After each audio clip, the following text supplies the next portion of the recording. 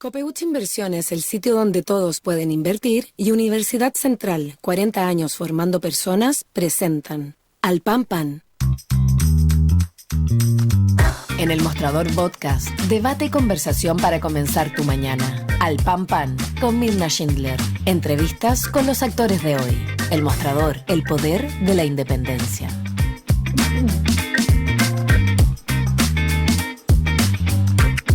¿Qué tal? ¿Cómo están ustedes? Muy buenos días. Comenzamos una nueva semana aquí en Al Pan Pan, en el mostrador.cl, con las entrevistas que están a tono con lo que está pasando en materia de actualidad.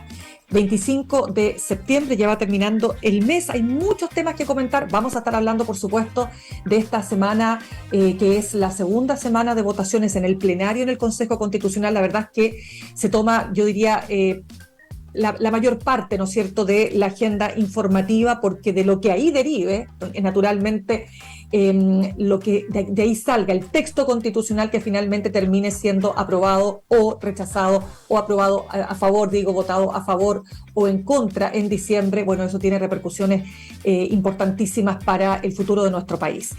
Bueno, vamos a hablar de eso, pero también vamos a hablar de otros temas que han estado presentes en segundo plano también en la agenda informativa, y paso entonces a presentar a nuestro editor del newsletter político del Mostrador, Juan Diego Montalva, que hace varios días que no estábamos, Juan Diego, contigo. ¿Cómo estás? ¿Qué tal? Buenos días. Bien, ¿y tú, Mirna? Sí, 18 entre medio nos dejó 18, los 50 años, en fin, pero ya sí, estamos de vuelta contigo. Bueno, a ver, Juan Diego, muchas gracias por estar. Partamos, yo diría que por uno de los temas que no es que haya pasado colado, pero claro, queda en segundo plano porque, como decía yo, el tema constitucional se ha tomado el debate, que tiene que ver con las declaraciones que hizo a una radio en Argentina el expresidente Sebastián Piñera, cuando dijo que lo que pasó durante el estallido social y durante su gobierno es un golpe de Estado no tradicional. Y esto tuvo varias respuestas ahí.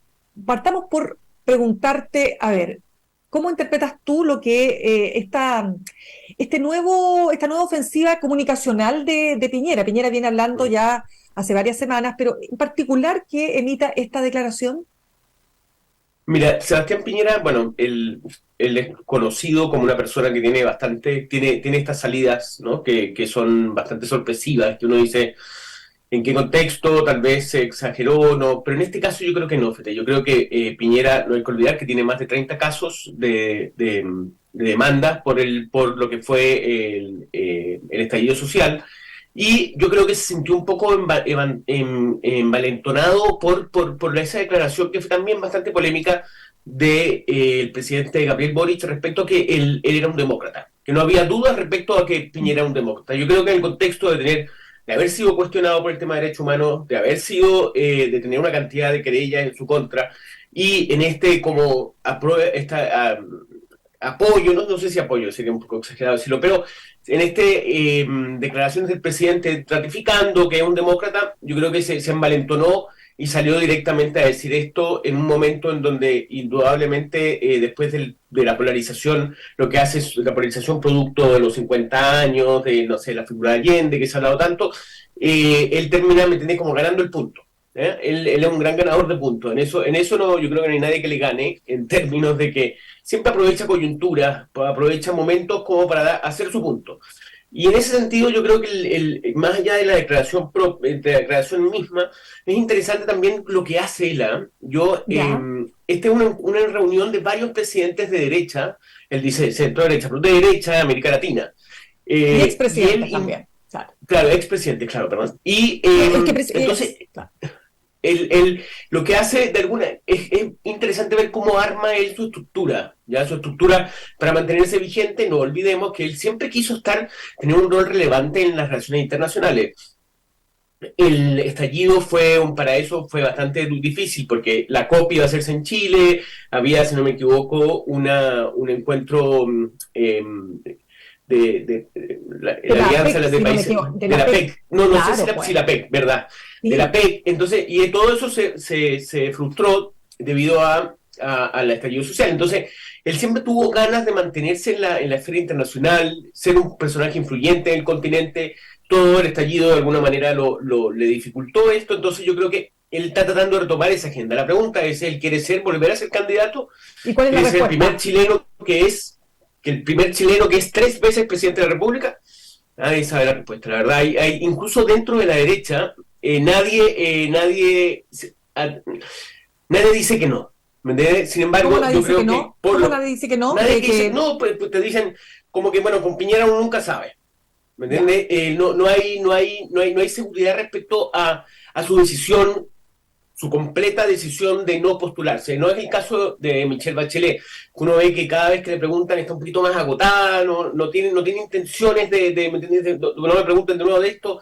Piñera, la gente no sabe si incluso como te digo, gente de derecha, gente que está en la primera línea política, no descartan esa posibilidad. Sin embargo, yo, según lo que dice Sebastián Piñera, el expresidente, creo que no es la intención, pero como bien dije antes, yo creo que uno nunca sabe con Sebastián Piñera. Claro, lo que pasa es que primero Piñera viene subiendo en las encuestas, bueno, ojo que siempre un presidente o presidenta fuera del cargo va a tener probablemente mayor aprobación ciudadana porque ya no tiene el peso de la responsabilidad de tener que asumir todo cae sobre los hombros de quien gobierna, para bien o para mal. Por lo tanto, el que suba ahora en las encuestas Sebastián Piñera, que no olvidemos, Juan Diego, llegó a tener 6% de aprobación, o sea, llegó al piso, ¿no es cierto?, también producto de todo lo que significó no solo el estallido, sino que después la pandemia.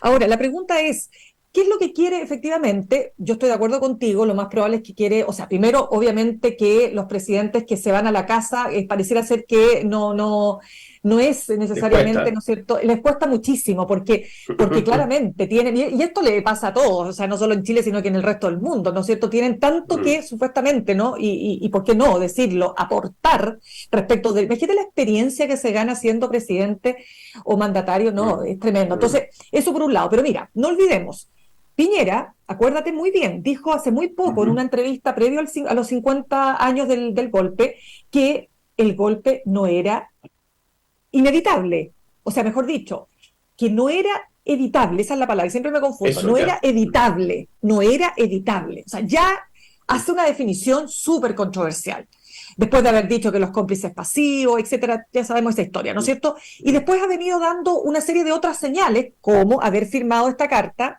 que lo puso obviamente a la altura de un mandatario, o sea, él habló como hombre, un hombre republicano en ese sentido, ¿no es cierto? Como han dicho desde Chile Vamos, no como él nos representa a Chile Vamos, lo dijo además la propia alcaldesa Evelyn Matei. Pero de ahí a decir que lo que hubo en el estallido social es un golpe de Estado, ya algunos dirían se está pasando varios pueblos, ¿no? Entonces, sí, eso es lo que cuesta entender a Piñera en cuanto a cómo calibra ciertos elementos. Sí, yo como te decía, yo creo que él se destaca en la vida política chilena, yo creo, por siempre marcar el punto, siempre salir ganando. Intenta. En yo creo que lo interesante es el debate que hubo en redes respecto a su declaración.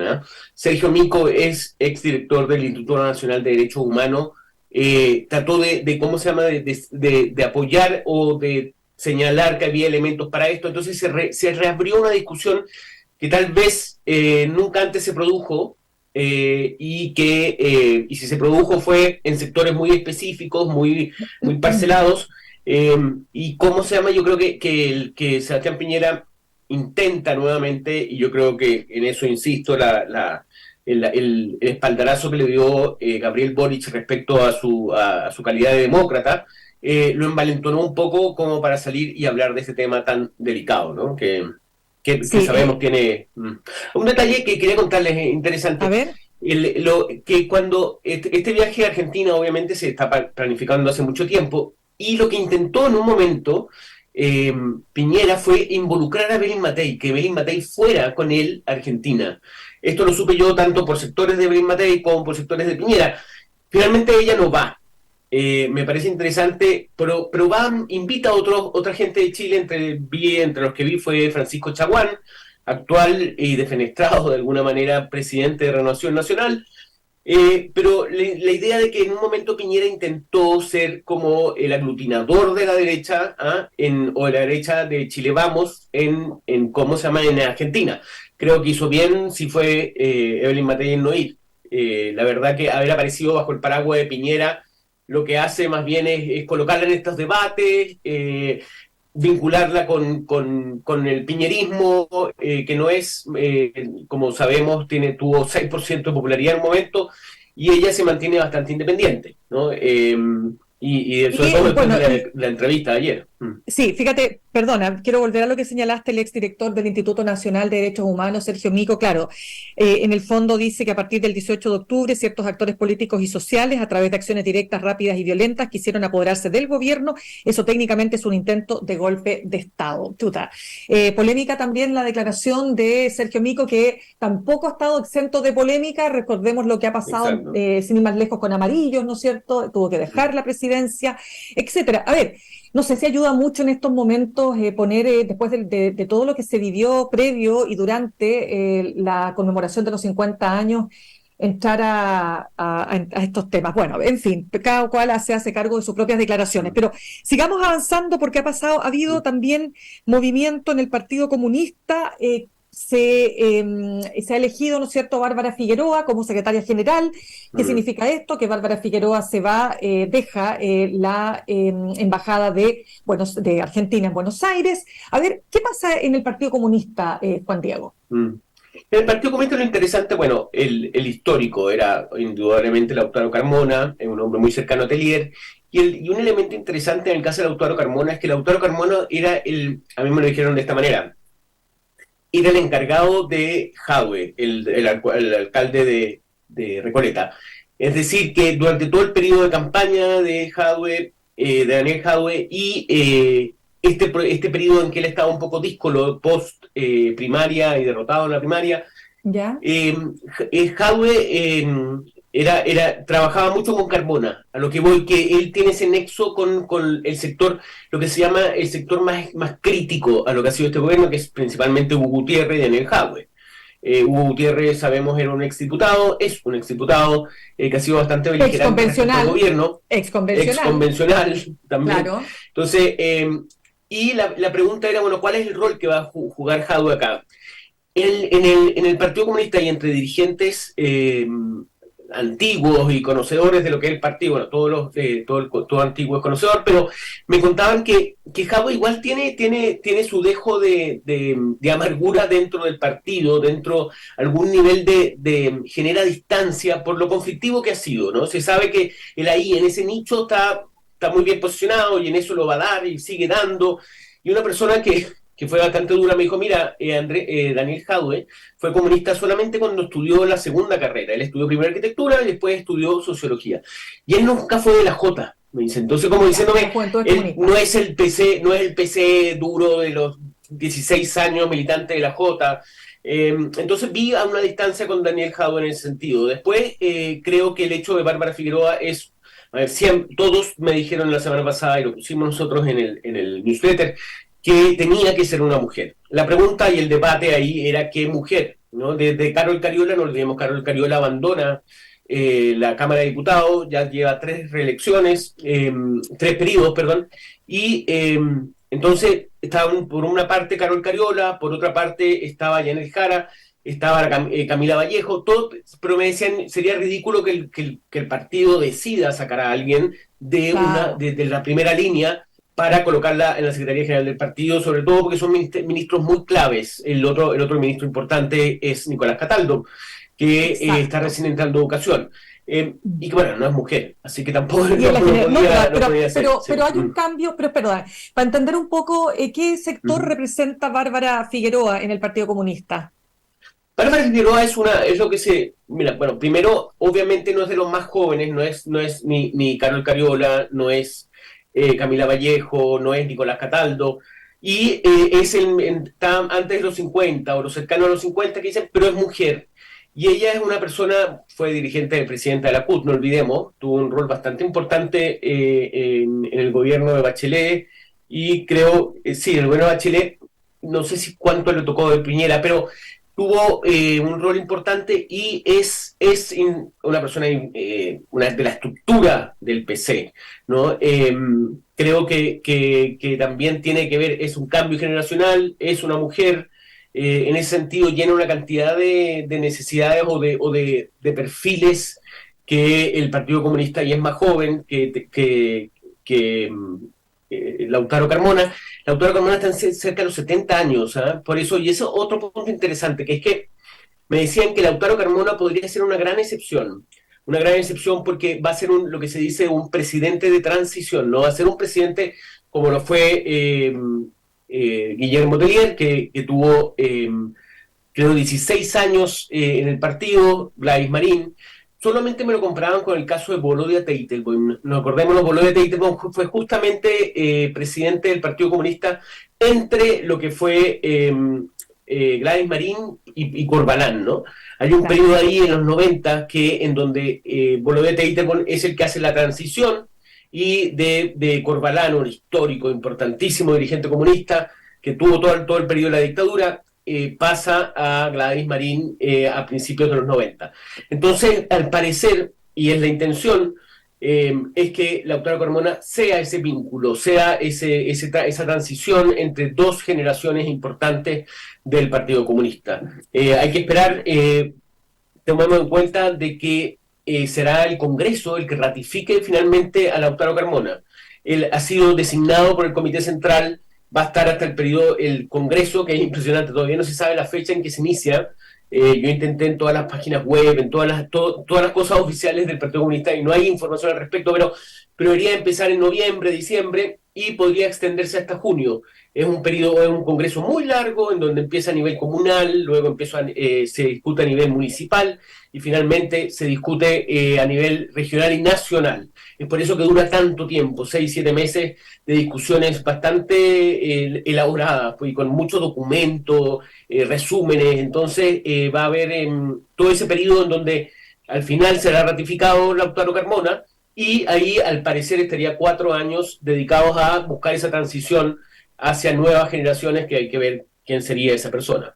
Claro, Juan Diego, ya que estamos hablando del Partido Comunista, ¿verdad? Hablemos de la entrevista que dio este fin de semana Patricio Fernández, ex asesor presidencial para la conmemoración de los 50 años y toda esta salida que tuvo tan compleja, tan polémica. Él dice: quizás algunos me tenían mal a mí, pero el conflicto real fue una pugna al interior de las izquierdas, dando cuenta finalmente que, claro, que el Partido Comunista habría vetado en el fondo su nombre. Y dice también en esta entrevista, y te doy el tiro la palabra, que él ha sido tergiversado porque se eligió de esa conversación que tuvo con Manuel Antonio Garratón justo una frase que, como no estaba conectada ni con lo que había más arriba ni con lo que venía más abajo, aparecía casi como que él estaba justificando o planteando que se tenía que separar el golpe de Estado de lo que había ocurrido antes del golpe de Estado.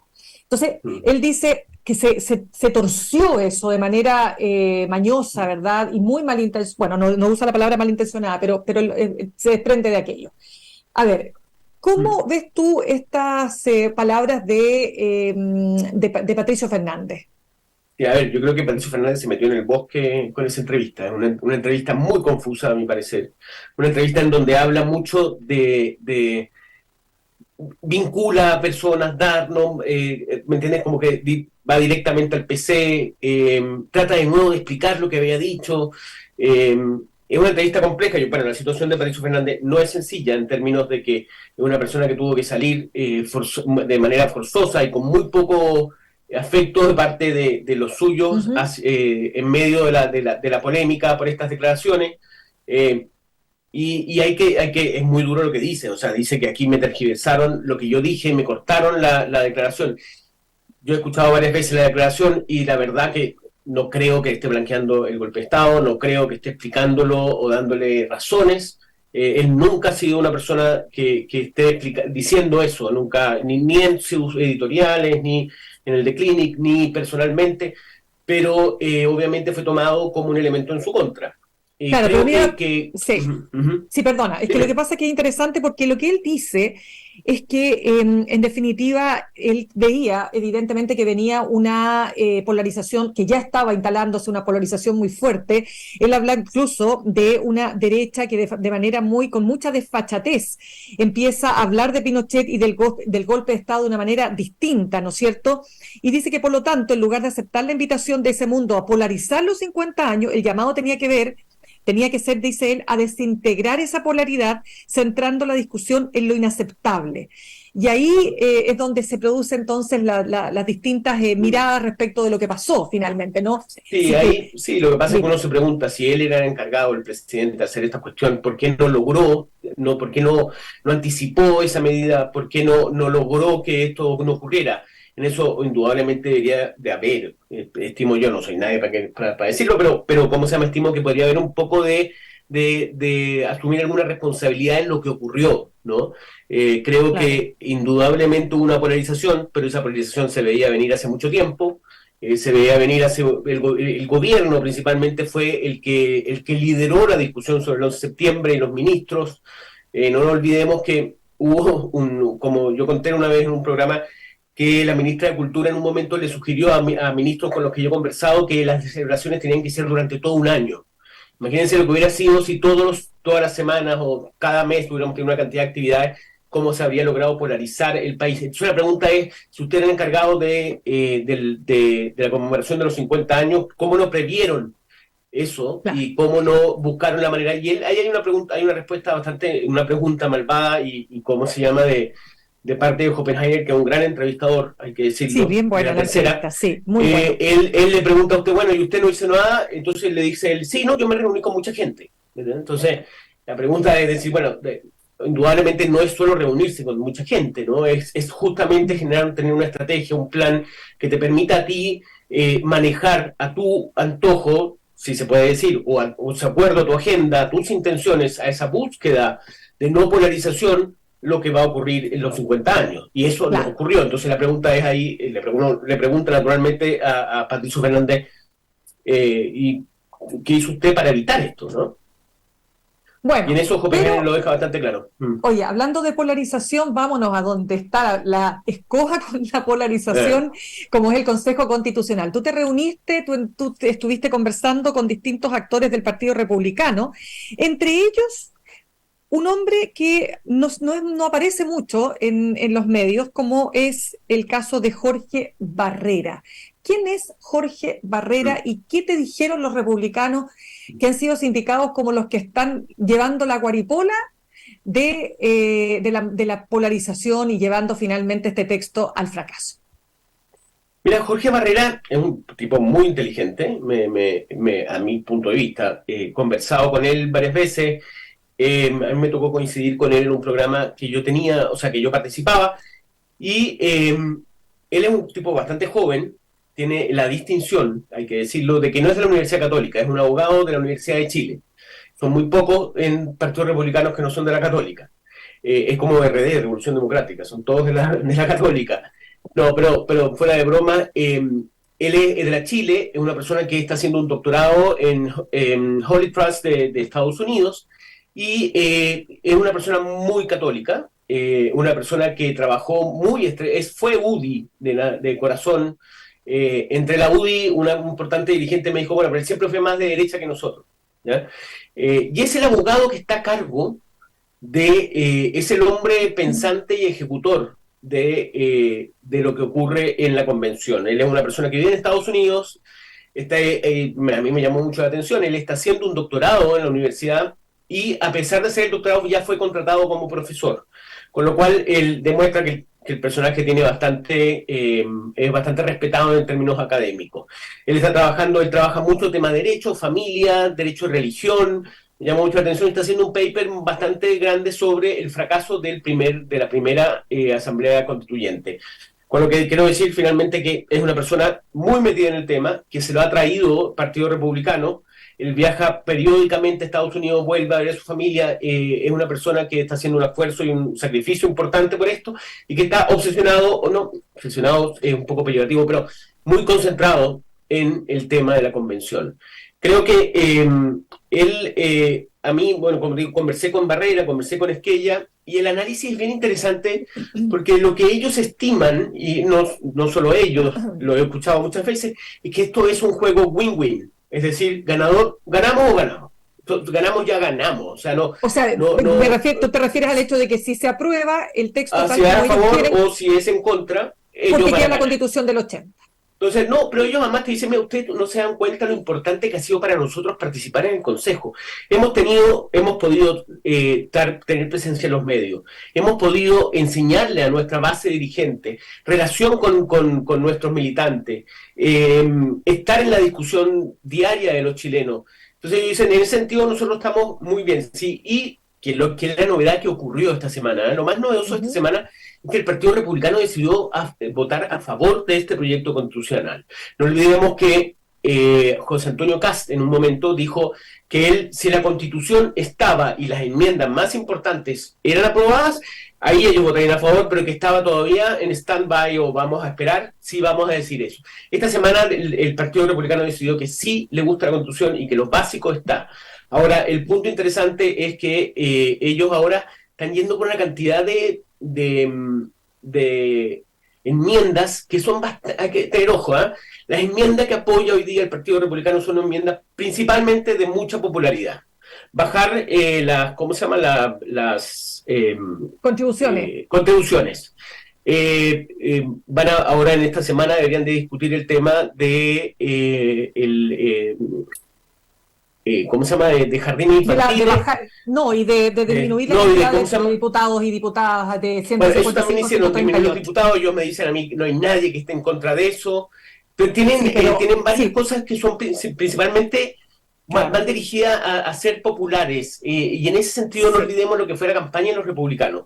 Lo que se ha llamado el populismo, lo que se ha llamado el populismo constitucional, porque dentro de la misma derecha hay una posición de aquellos que entienden, por cierto, que si tú eliminas las contribuciones, que dicho sea de paso, la pagan 2 de cada 10 chilenos y chilenas, tú terminas, esto es un desastre para lo que es el fondo municipal, para un impuesto que es de los más progresivos porque lo pagan los más ricos, y es así. O sea, cuando se dice que la clase media, sí, pero es la clase media acomodada, es la clase media que tiene altos ingresos en Chile, y eso evidentemente que claro, es súper oreja, porque por favor, digámoslo, Juan Diego, ¿quién quiere pagar contribuciones? Y es una carga súper importante sin duda.